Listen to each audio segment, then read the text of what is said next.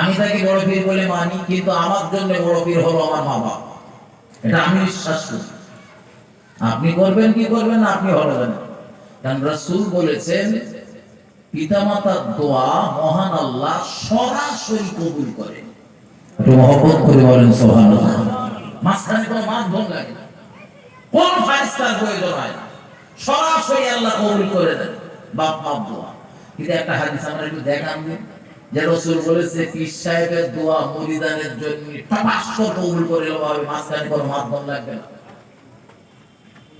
বলেছে আজ তো আমার দেশে ভাই পীরের ছড়াছড়ি, আর আমরা আল্লাহ শুকরিয়া আমরাও খুব পীর ভক্ত, ঠিক না বলবো? পীর ভক্ত না, যেখানে পীর রয়েছে সেখানেও যাই, যেখানে পীর রয়েছে সেখানেও যেমন যাই, যেখানে নেই সেখানেও যাই। পীর ভক্ত হওয়া ভালো হয়, অন্ধ ভক্ত হওয়া ভালো। পীরের ভক্ত অবশ্যই করেন। উপমহাদেশে পীর ওলিদের মাধ্যমে আল্লাহ দ্বীন প্রচার হয়েছে, তাই বলে সেই পীরের ভক্তি দেখাতে গিয়ে যেন আপনার ঈমান আর আমলটা নষ্ট করে ফেলবেন, ওইটা বলো সবার আগে।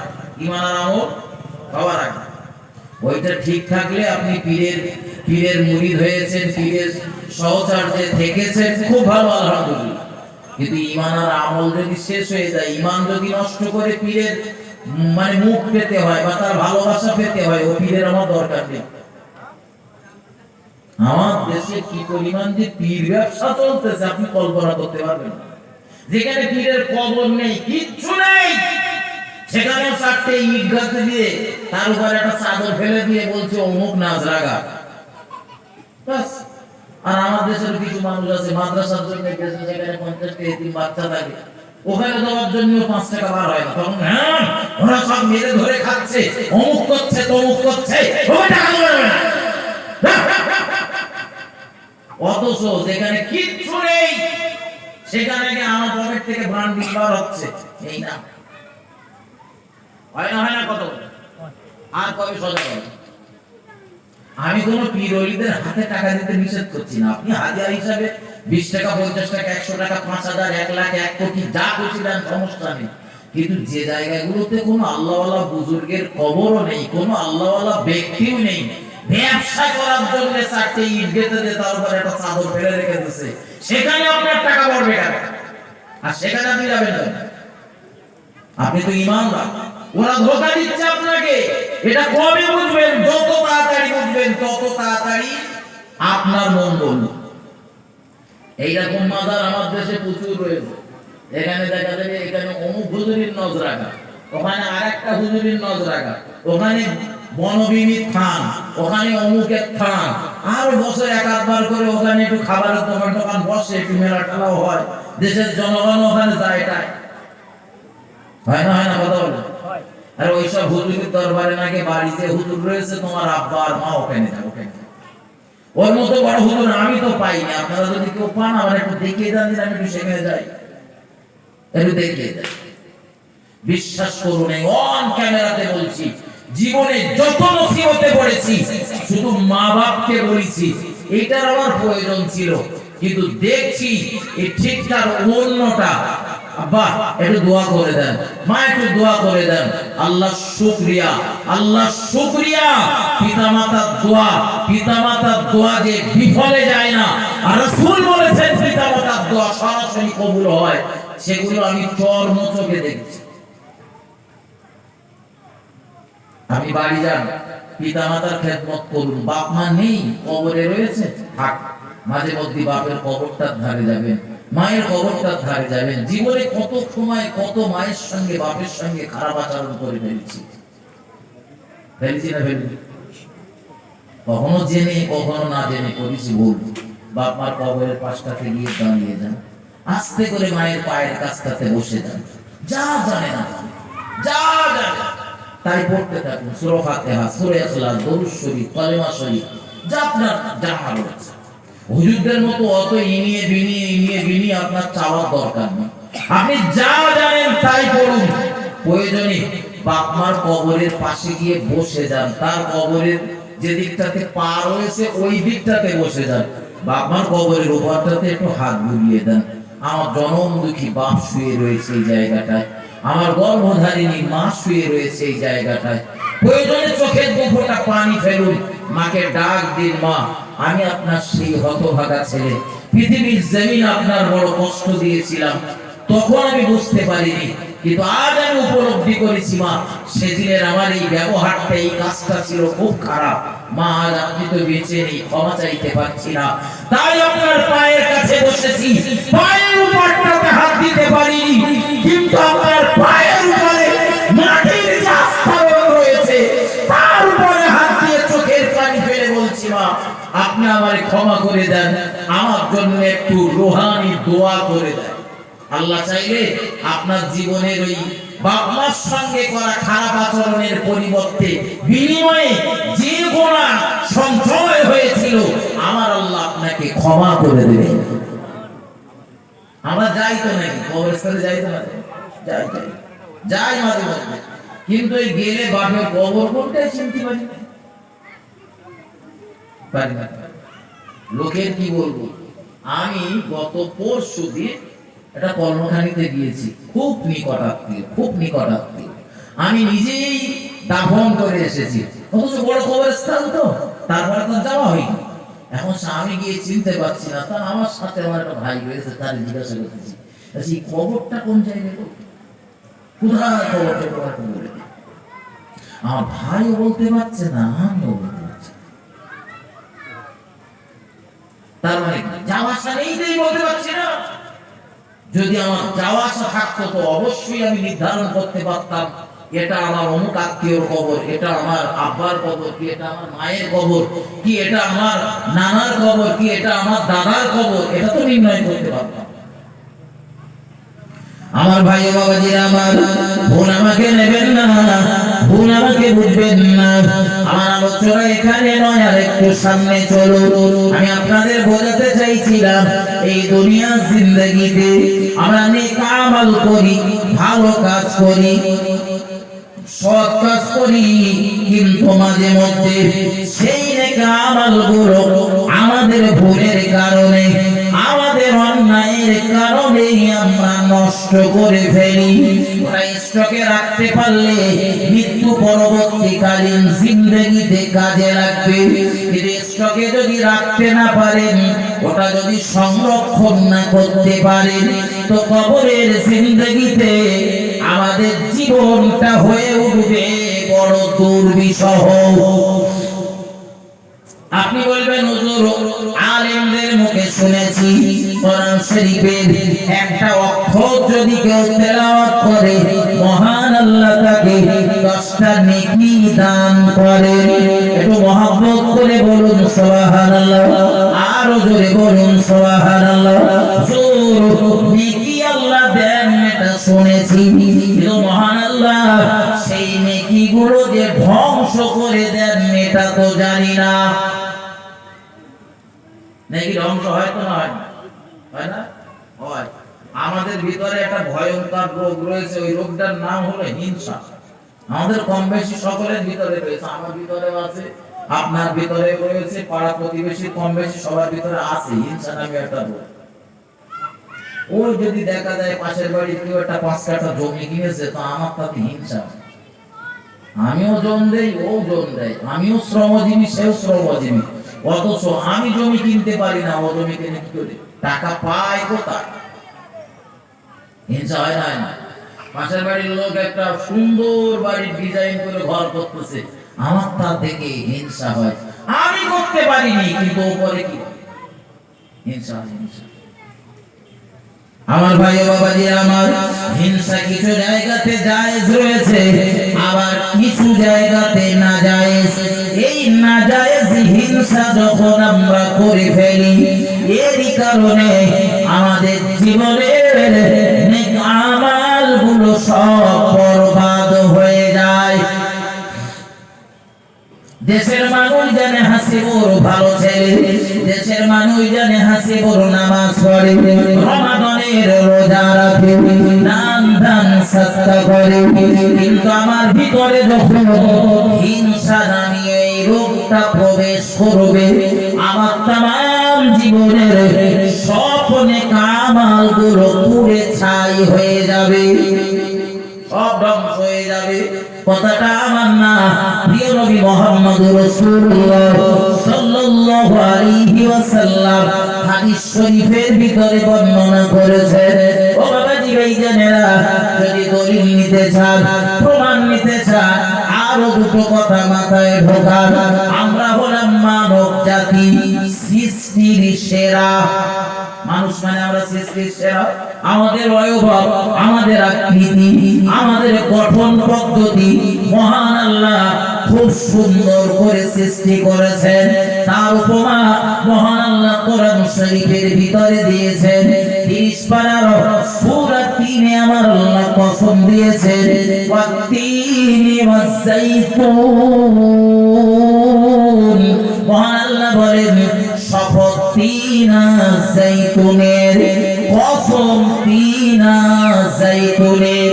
তিন আর যাইতুন দুটো ফল। আমরা দেখবেন মাঝে মধ্যে কসম দেই না, কথা বলেন।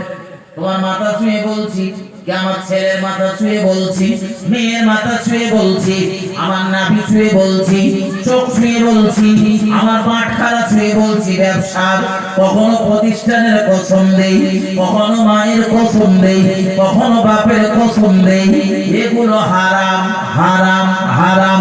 ও বাবাজি ভাইজানেরা, আপনি একজন ইমানদার, আপনি একজন মুসলমান, আপনি কসম দিতে পারবেন শুধুমাত্র আল্লাহর কসম। কোন কসম? আল্লাহর কসম। ছেলের মাথায় হাত দিলে ওটা কসম হয় না, মেয়ের মাথায় হাত দিয়ে শপথ করলে ওটা কসম হয় না, চোখ ছুঁয়েছেন ওটাও কসম নয়। ও বাবাজি ভাইজানেরা, এই ধরনের কসম করা হলো হারাম। আমরা সৃষ্টিজীব, আমরা কসম করব আল্লাহ। তো মহান আল্লাহ তিনি সৃষ্টিকর্তা, তিনি তার সৃষ্টিজীবের কসম করতে পারেন। পার্থক্যটাই জায়গায় বোঝেন আমার ভাই। এজন্য আল্লাহ কসম করেছেন, ওয়াত-তিনি ওয়াজ-যাইতুন, শপথ তিন আর যাইতুনের, দুটো ফল।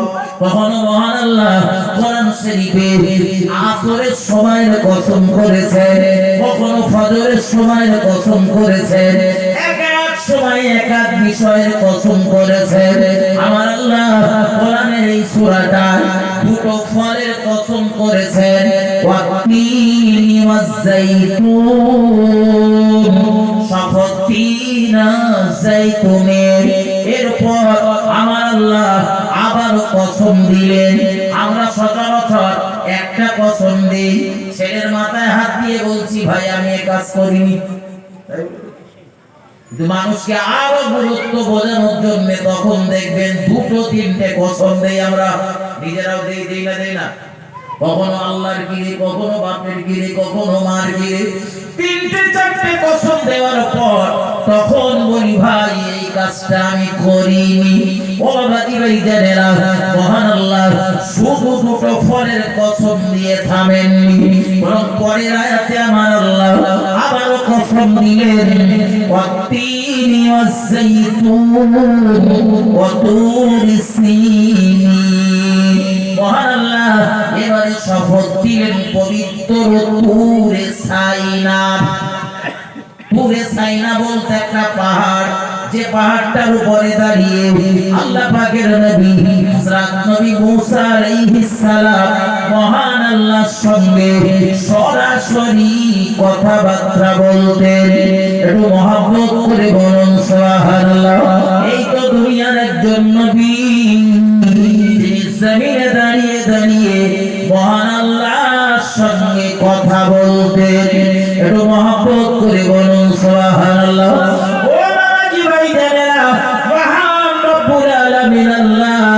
ওই তুরে সাইনার কসম দিয়ে এবারে মহান আল্লাহ আবারও কসম দিলেন, ওয়াহাদাল বালাদিল আমিন।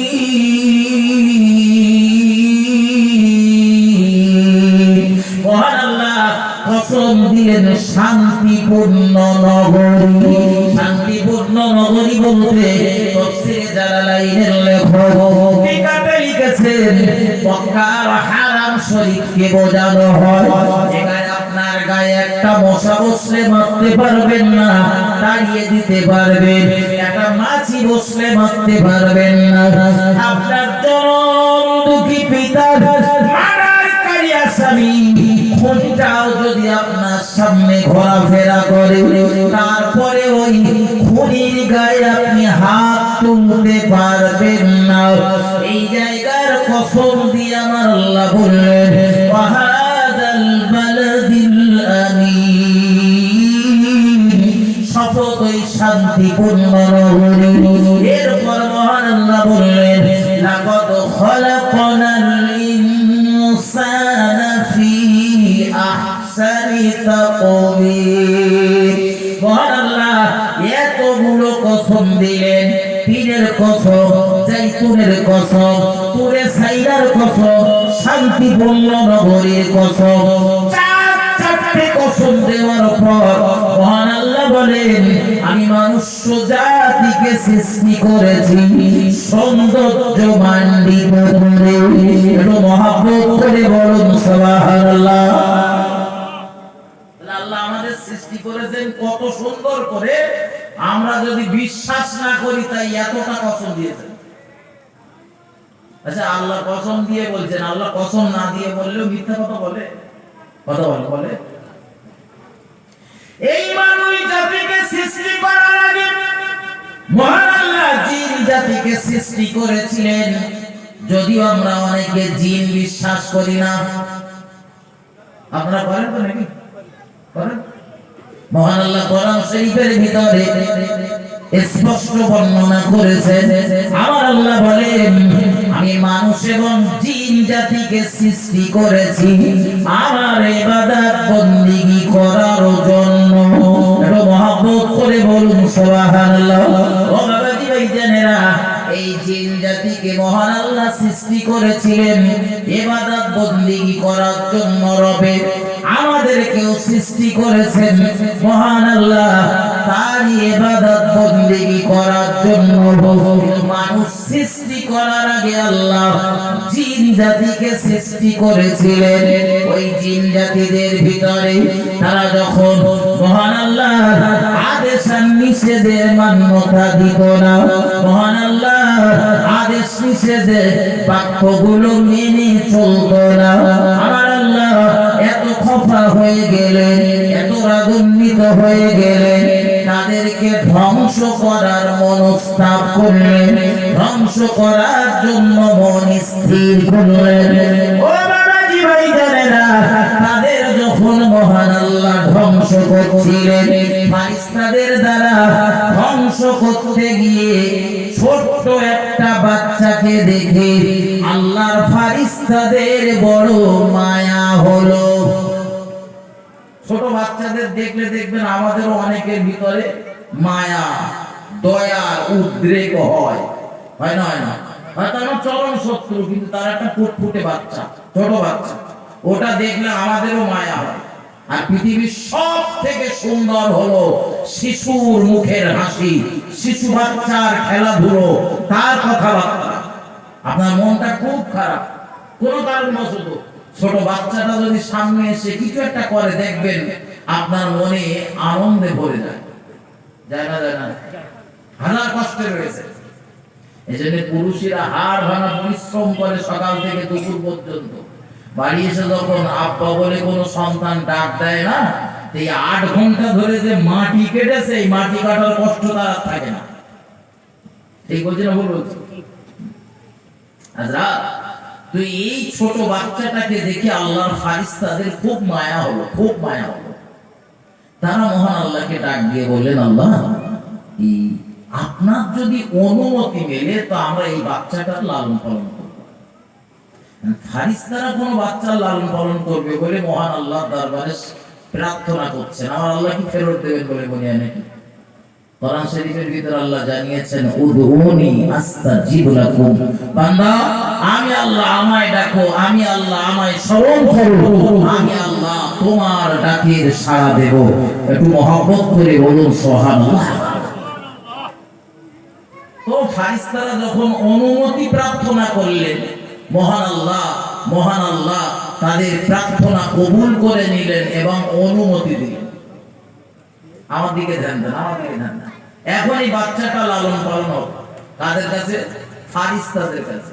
আমরা মাঝে মধ্যে একটা কথা বলি, দেখবেন এই ভালোর সঙ্গে যদি কোনো ছেলে ওঠা বসা করে, কোনো ভালো মানুষের সঙ্গে, ওই ছেলেটা বা ওই মেয়েটা যত খারাপই হোক না কেন, ভালোর সঙ্গে স্পর্শে গেলে দেখবেন আস্তে আস্তে ভালো হওয়ার পরিবেশ তৈরি হয়। হয় নয় না?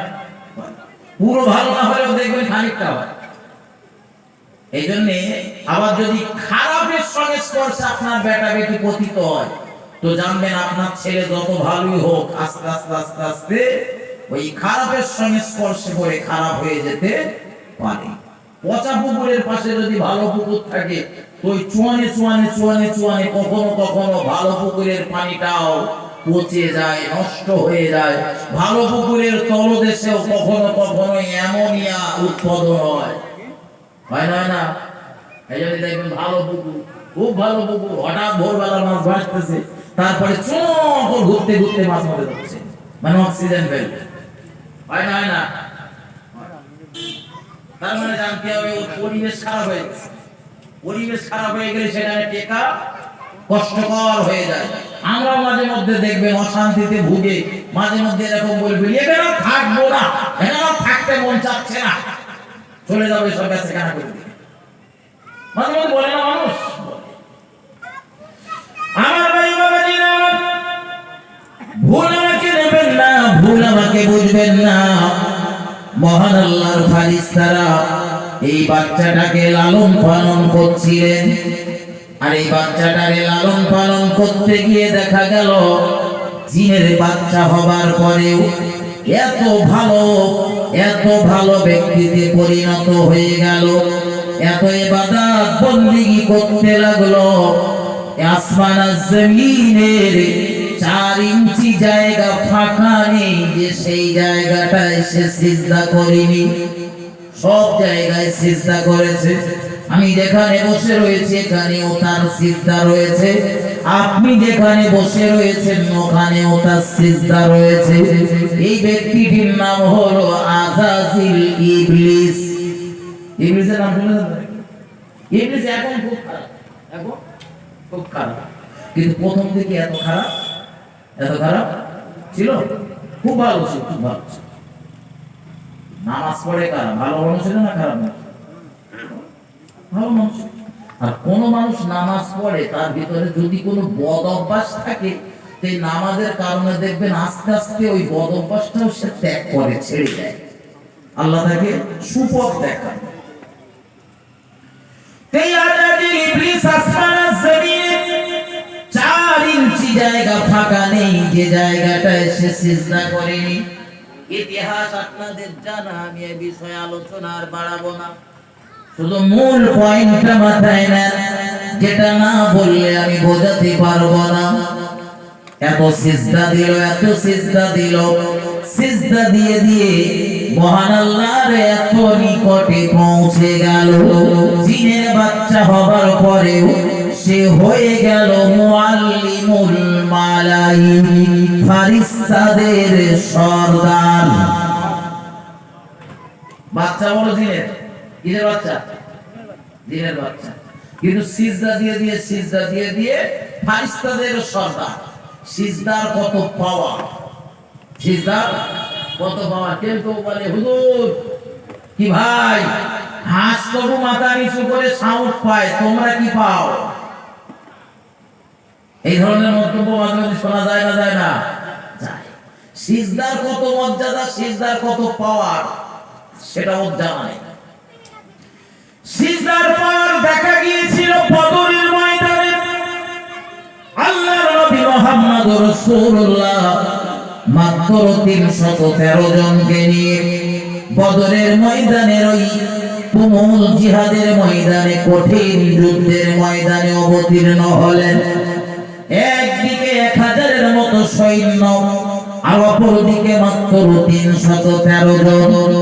আল্লাহর হাবিব সাল্লাল্লাহু আলাইহি ওয়াসাল্লাম ওই ময়দানে তিনি সিজদায় পতিত হলেন, ক্রন্দন শুরু করলেন, দোয়া করতে থাকলেন। আল্লাহর হাবিবের একজন ফেরেশতা সাহাবা বলেন, আমার সঙ্গে রাসূলের একটা বিষয়ের একটু কথা বলার প্রয়োজন। আমি জিহাদের ময়দানে ছিলাম, সেখান থেকে প্রত্যাবর্তন করলাম, তাবুতে ফেরত আসলাম। তাবুতে আল্লাহর নবী মুহাম্মদুর রাসূলুল্লাহর সঙ্গে ওই বিষয়ে দুটো কথা বলবো বলে এলাম, কিন্তু এসে দেখতে পেলাম আল্লাহর নবী মুহাম্মদুর রাসূলুল্লাহ রয়েছেন নামাজের সিজদায়। একদিকে যুদ্ধ চলছে, বীর বিক্রমে মুহাম্মদুর রাসূলুল্লাহ সিজদায় রয়েছেন, অঝোর নয়নে ক্রন্দন করছেন, চোখের পানি ছেড়ে আল্লাহ এই গুটি কত উম্মতকে নিয়ে বদরের ময়দানে দাঁড়িয়ে পড়েছি। ও আল্লাহ, 12-13 বছরের এই মেহনতের ফসল আজ নিয়ে দাঁড়িয়েছি।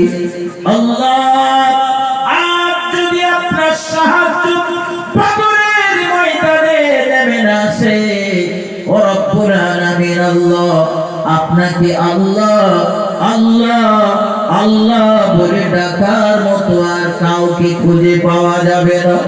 মুহাম্মদুর রাসূলুল্লাহ সিজদায় পতিত হয়ে ক্রন্দন করছিলেন, কাঁদছিলেন, দোয়া করছিলেন। সাহাবা বলেন, আমি রাসূলের পাশে কিছু সময় দাঁড়িয়ে থেকে আল্লাহর নবী মাথা তুলছেন না বলে আমি আবার ময়দানে চলে গেলাম যুদ্ধ করতে। যুদ্ধ করতে করতে অনেক সময় পর ফেরত এসেছি, ফিরে এসে দেখতে পেলাম আল্লাহর নবী তখনও রয়েছেন সিজদাতে। আমরা দোয়া করি যত শর্টকাট পদ্ধতিতে হয় তত ভালো, ঠিক না? বল কথা বলে ওই সালাম ফিরিয়েছে ডান দিকে আর বাম দিকে, হাত দুটো এইভাবে ডলতে ডলতে তোলে, মুখের উপর থেকে ঘষে নামিয়ে এলেছে, দোয়া শেষ। হয় না? ইহা তো তারা কেন বাবা? ওই সাটান ফেলা দোয়া করে কি আপনি পাবেন আর কি চেয়েছেন? একটু সময় দেন, আপনার মনের কথাগুলো রবের সাথে একটু বলুন, একটা কথাই বলুন, কিন্তু একটু সময় দেবেন। হযরত মুহাম্মদুর রাসূলুল্লাহ নামাজের সিজদাতে রয়েছে। এই দৃশ্য দেখে সাহাবা আবার ময়দানে চলে গেলেন। আল্লাহর হাবিব সাল্লাল্লাহু আলাইহি ওয়াসাল্লামের সাহাবারা বীর বিক্রমে যুদ্ধ করতে করতে দেখা গেল মহান আল্লাহর কি কুদরত, অল্প সংখ্যক মুসলমান হবার পরেও আল্লাহ ওই হাজারের মতো বিরোধীদের মোকাবেলায় মুসলমানদের আল্লাহ জয় দিলে। সাহাবা বিজয়ের পতাকা যখন উঠেছে ছুটে চলে এসেছে আবার তাবুতে, দেখি আমার রাসূল কি করছেন। এবার আল্লাহর হাবিবের সাহাবা এসে দেখছেন মুহাম্মাদুর রাসূলুল্লাহ সাল্লাল্লাহু আলাইহি ওয়াসাল্লাম সিজদা থেকে মাথা তুলে মিষ্টি মিষ্টি হাসছেন। একটু মহব্বত করে বলুন সুবহানাল্লাহ। সিজদার এত পাওয়ার, সিজদাতে নবী ক্রন্দন করছিলেন। ওই সিজদা সমাধা হবার আগেই আল্লাহ তার সাহায্য বদরের ময়দানে নামিয়ে দিলেন। আসমানি ফেরেশতাদের বদরের ময়দানে নামিয়ে দিয়ে মুসলমানদের হাতে জয়ের পতাকা তুলে দিয়েছে।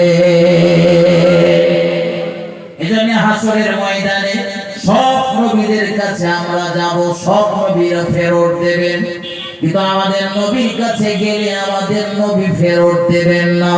তিনি আমাদের জন্য সাহায্য করার জন্য রওনা দেবেন, সোজা চলে যাবেন মহান আল্লাহর আরশের নিকটে সিজদায় পড়ে যাবেন, দোয়া করবেন। তাই তিনি তো হাত তুলে আমাদের মতো কায়দা করে দোয়া করতে পারতেন, রব্বানা, হে আমাদের প্রভু, যালামনা, আমরা জুলুম করেছি, আনফুসানা, আমাদের নফসের উপরে, ওয়া ইল্লাম তাগফির লানা, যদি আপনি ক্ষমা না করেন, ওয়া তারহামনা, যদি রহমত নাযিল না করেন, লানাকুনান্না মিনাল খাসিরিন। রব্বুল আলামিন আল্লাহ, আপনি যদি আমাদের প্রতি রহমত নাযিল না করেন, আমাদের যদি ক্ষমা না করেন আল্লাহ, আমরা ক্ষতিগ্রস্তদের দলভুক্ত হয়ে যাব। কি সুন্দর দোয়া! এই দোয়াটা হযরত নবী আদম আলাইহিস সালাম করেছিলেন।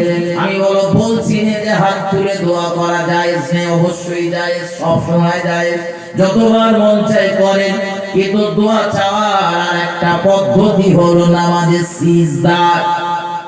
কোথায় বলেছি? সিজদা। এজন্য গুরুত্বপূর্ণ যত দোয়া আল্লাহর নবী ওই দোয়াগুলো নামাজে সিজদাতে গিয়ে করেছেন।